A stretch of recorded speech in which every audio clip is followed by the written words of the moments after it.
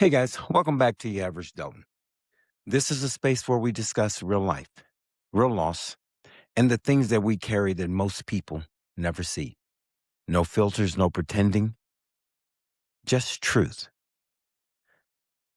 Now, these first few episodes will largely focus on my journey to getting to this space and where my perspectives come from. I'm going to bring guests in a little later on so we can get a wide variety of those perspectives also. Now, there are some journeys in this life that don't just tire you out. They don't just make you weary. They strip you down until there's nothing left, really, of who you used to be. They break your spirit into 1,000 jagged pieces that never quite, fit back together the same way. Now, unfortunately, I got to watch my bride take a journey for 2 years. I watched her walk into the dark, suffocating tunnel of her dad, her world, her person, her daily heartbeat. And I watched that tunnel collapse on her slowly, day by day. Now, we talk about losing someone, but we don't talk about the violent, agonizing work of watching them be taken.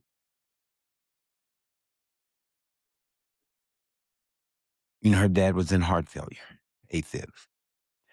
And the doctors kept feeding her this, I don't know, poison of hope. Um, they call them small issues. I mean, they gave her a list of things she could fix as if it, was a math problem that she could solve if only she worked hard enough or studied hard enough. I mean, so she does what most people do. She fought. She poured her entire spirit into the space between him and the grave. And while she was screaming at God, I mean, literally screaming at God, demanding to know why the one person who made her feel safe was being extinguished, she was forced in that time to do what, we think is unthinkable. She had to stand in a room, pick out a casket. She had to touch the lining of a box where her favorite person was going to rest while he was still warm, while he's still breathing, while he's looking at her in her eyes, wanting nothing more than time. This isn't a difficult situation. It's a spiritual crucifixion, really. To be the keeper of this hope while also being the architect of a funeral. It tears a hole in your soul that no one prepares you for. This is, there's just no book. There's just no help guide. At the moment you realize your daily conversation with the voice that anchored you, your entire life, is being replaced by permanent, definite silence.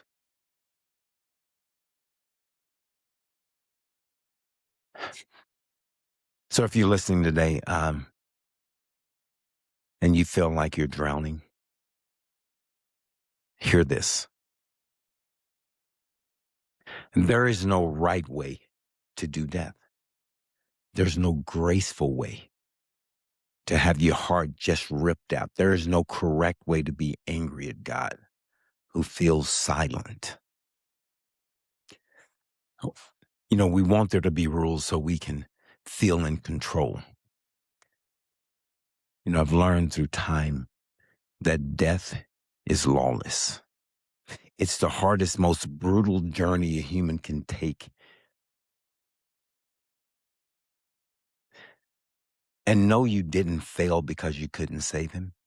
You didn't fail because you were angry. You didn't fail because you had to plan for the end while he was still fighting for the beginning. At the end of this, there's no solving the journey of death. We all live long enough. We're all going to get there. But there is this raw bleeding courage of staying until that very last second. And here's the thing, if you're broken, let yourself be broken. There's no other way to be when you're losing your world. And all I could do is watch. I stood there watching her disappear for 2 years. I don't remember her sleeping. I don't remember a single day her eyes were dry. Grief didn't hit her all at once. I mean, this drains you slowly. It's almost piece by piece until literally there's almost nothing left. Because everything she had, every ounce of energy, every breath was being poured into her person, her rock, her foundation, her savior, if you will.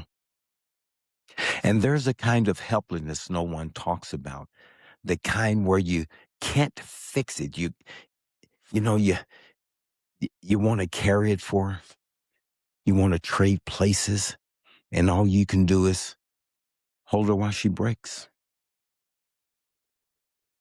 All I could do is pray with her to a God that feels like he isn't listening. And in those moments, you don't feel strong. You feel useless. Like love should be enough to save her. It just isn't. This is hard. There is a question that shows up after all this.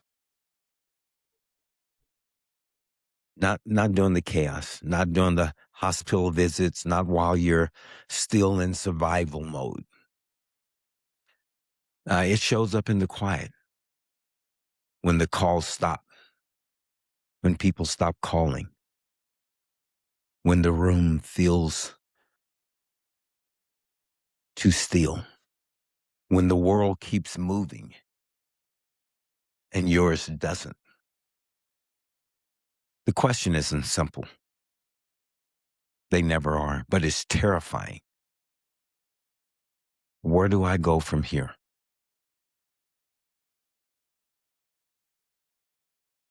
Nobody prepares you for the after.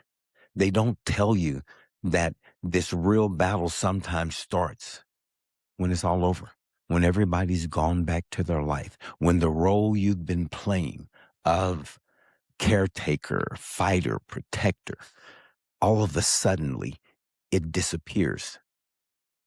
And now you're left standing there, not knowing who you are without what just left, how you keep your sanity when grief doesn't leave. It just changes shape. You're not supposed to bounce back. That idea is a lie. I mean, we tell people because we're uncomfortable with pain, you'll bounce back. But you don't bounce back. You're losing your world. You learn how to carry it. Some days it's lighter, maybe. Some days it crushes you all over again. And there you are. But you have to know that's not failure. That grief is doing exactly what grief does. You have to give your pain somewhere to go, because if you don't, it will stay inside you and then would turn into something else. Anger, numbness, isolation. The pain just continues. So talk about them. Say their name out loud. Scream if you have to. Not because it fixes anything, but because silence makes it worse. Take care of your body, even when your mind doesn't care anymore. Grief lives in your body. It shows up in exhaustion, in headaches, in that constant tightness in your chest. So do the small things, not because it feels meaningful, but because staying alive is your responsibility. You have to find a way to still participate, to keep a piece of them with you. without losing yourself. That's balance. They mattered. They still matter. But your life, your story didn't end when theirs did. And I know that feels wrong to hear or cruel to say. Like moving forward means leaving them behind, but it doesn't. Moving forward is how you carry them properly. It's how you honor them without disappearing too.